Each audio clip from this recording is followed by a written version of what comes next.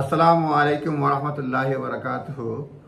আজকে এই ভিডিওতে ইমিগ্রেশন অ্যাডভাইস দিব না, তবে ডোনাল্ড ট্রাম্প আমেরিকার প্রেসিডেন্ট নির্বাচিত হয়েছেন, তার পরিপ্রেক্ষিতে আমেরিকার ইমিগ্রেশন পলিসি কি চেঞ্জ হবে সে ব্যাপারে পত্রিকার নিউজ শেয়ার করব।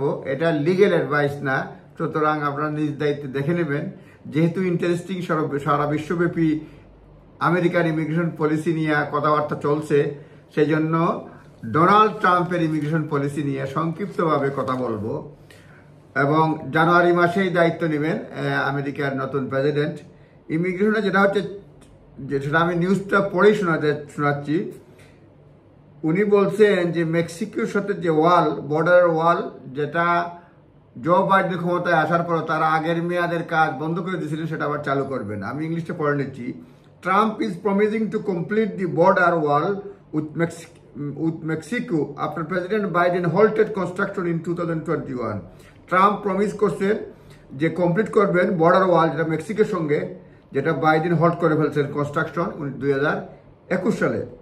আন্ডার ট্রাম্প প্রিভিয়াস প্রেসিডেন্সি, ট্রাম্পের আগের প্রেসিডেন্টের ক্ষমতার সময়ে about 459 mile of the wall were build. 459 মাইলের ওয়াল তৈরি করা হয়ে গেছিল এবং অথবা রিনোভেট করা হয়েছিল, including 49 miles previously had no barrier, এবং 49 মাইলস যেখানে কোনো ব্যারিয়ার ছিল না সেটা আগে তৈরি করছিলেন। এখন অসম্পূর্ণ কাজ সম্পূর্ণ করবেন, মেক্সিকোর সঙ্গে ওয়াল দিবেন। এরপরে হচ্ছে অ্যাটলিস্ট বলা হচ্ছে 11 million undocumented migrants live in the USA. 11 million মানুষ আনডকুমেন্টেড অর্থাৎ ইলিগেল আছে আমেরিকাতে, with about 8 million working agriculture. এর মধ্যে 8 মিলিয়ন কাজ করে এগ্রিকালচারে, হসপিটালিটি এবং হসপিটালিটি এবং রেস্টুরেন্টে কাজ করে। তারপরে যেটা হচ্ছে যে আরো বলছেন, যেটা Trump said he will conduct mass deportation and told the Time magazine he refuse to rule out building detention camp. উনি বলছেন মাস এই যে রিমুভাল শুরু করবেন, মাস ডিপোর্টেশন ট্রাম্প বলছেন already. He refuse to rule out building detention camp. Detention camp যে বানাবেন সেটা উড়িয়ে দেন না আর কি, অর্থাৎ ডিটেনশন ক্যাম্প বানাবেন। We are not living them in country, we are bringing them out. We are not living them in the country, we are bringing them out. যারা আসছে তাদেরকে রাখতে দিচ্ছি না, তাদেরকে ফেরত পড়াই দিচ্ছি, এরকম কথাবার্তা বলছেন। I think National Guard would be able to do that. উনি বলছেন ন্যাশনাল গার্ড এটা করতে পারবে। If they are able to them I use if they were not, National Guard যদি না করে তিনি বলছেন আমি মিলিটারি ইউজ করব। সাম ইকোনমিক্স বলেন এটা ইকোনমির অবস্থা 12টা বাজিয়ে দিবে, ডিসরাপ্ট করবে, ইনফ্লেশন বাড়াই দিবে বিটুইন এবং because employers would have to pay higher wages. কারণ ইলিগেল মানুষকে সরাই দেন, তো এমপ্লয়ারকে বেতন দিতে হবে বেশি। তারপরে আরো কাঠ প্রোডাকশন এবং প্রোডাকশনও কমাইতে হবে, যেটা বলছে যদি না থাকে, এবং সার্ভিস কমাইতে হবে এবং মূল্য বাড়াই দিতে হবে বিভিন্ন সার্ভিসের বা বিভিন্ন জিনিসের। এটা বলছে যদি ইলিগেল ইমিগ্রেন্টদেরকে মাস্ট ডিপোর্ট করা হয়। 11 মিলিয়ন মানুষ, তার মধ্যে 8 মিলিয়ন হচ্ছে আপনার এই বিভিন্ন এগ্রিকালচার এবং অন্যান্য সেক্টরে কাজ করতেছে, এখানে যেটা একটু আগে বললাম।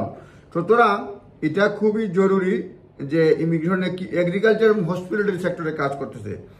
এরপরে আরো আছে, এবং ডোনাল্ড ট্রাম্প বলছেন হি wants to bring back the remain in Mexico policy.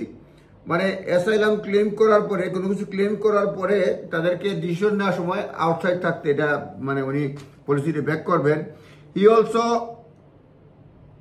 Executive order চিন্তা ভাবনা করতেছেন রেস্টোর করার জন্য, আগেবার দিয়েছিলেন। Entry ban on visitors from several majority Muslim country, বেশ কিছু মুসলিম মেজরিটি কান্ট্রিতে এন্ট্রি ব্যান, এটা এক্সিকিউটিভ অর্ডার করবেন। ফর ফরেন স্টুডেন্ট যারা আসবে, নন টু হ্যাভ, যারা বিদেশি স্টুডেন্ট যারা এন্টি ইসরায়েল ডেমনস্ট্রেশনে অংশগ্রহণ করছে কিংবা প্রো প্যালেস্টাইন প্রটেস্টে অংশ নিছে, তাদেরকে ভিসা রিফিউজ করা হবে। Visa for foreign student known to have participated anti Israel or pro Palestine protest will be revoked. যারা অ্যান্টি ইসরায়েল এবং প্রো প্যালেস্টাইনিয়ান ইয়েতে জয়েন করছে, প্রটেস্টে জয়েন করছে, মিছিলে জয়েন করছে, তাদেরকে ভিসা রিভিউক্টের ব্যাপারে উনি বলছেন চিন্তা ভাবনা করবেন, মানে রিমুভ করা হবে। consular officials will be told to increase ideological screening of visa application. Visa application A ideological screeningটা প্রতি জোর দেওয়া হবে এটা বলছে।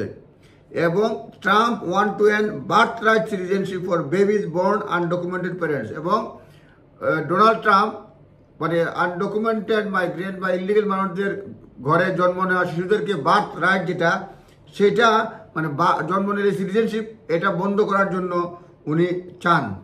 হি wants to end birth right citizenship for the babies born undocumented parents. এবং ইফ দিস ইজ যদি এটা directive order করা হয়, এক্সিকিউটিভ অর্ডার করা হয়, এটা সুপ্রিম কোর্টে যেতে পারে, এটা পত্রিকায় লেখছে। Court will probably also have to revisit Trump attempt two deferred action childhood arrival, যেটা প্রোগ্রাম ওবামার সময় শুরু হয়েছিল, এবং এতে করে 5,80,000 young people who came to US মানে আসছিল তাদেরকে ওয়ার্ক পারমিট দেওয়া হয়েছে। এবং এইটার ব্যাপারেও উনি চিন্তা ভাবনা করছেন, এটা রেস্ট্রিক্ট করা যায় না। এরপরে an attempt will be made to reinstate health-related rejection of asylum seekers used in the pandemic. Health-related মানে রেস্ট্রিকশন করার জন্য রিজেকশন অফ অ্যাসাইলাম ক্লেম মানে স্বাস্থ্য সম্পর্কিত সে ব্যাপারেও উনি অ্যাটেম্প নেবেন। এই হচ্ছে মোটামুটি ইমিগ্রেশন সংক্রান্ত আমেরিকার পলিসি, যেটা হতে পারে যখন ডোনাল্ড ট্রাম্প ক্ষমতা গ্রহণ করবেন বা দায়িত্ব নেবেন। এটা কোনো লিগ্যাল অ্যাডভাইস না, নিউজ শেয়ার করলাম, কারণ আমি আমেরিকার লয়ার না, ইমিগ্রেশন লয়ার না, ব্রিটেনের লয়ের ব্যাপারে আমি নিজে এখান থেকে লয়ার হিসেবে এক্সপার্ট হিসেবে অপিনিয়ন করি। এই নিউজটা শুধুমাত্র অনেকের জন্য তথ্যের জন্য শেয়ার করলাম, যেহেতু এটার জন্য অনেক ইন্টারেস্ট রয়েছে। কথা হবে, ভালো থাকবেন, আসসালামু আলাইকুম।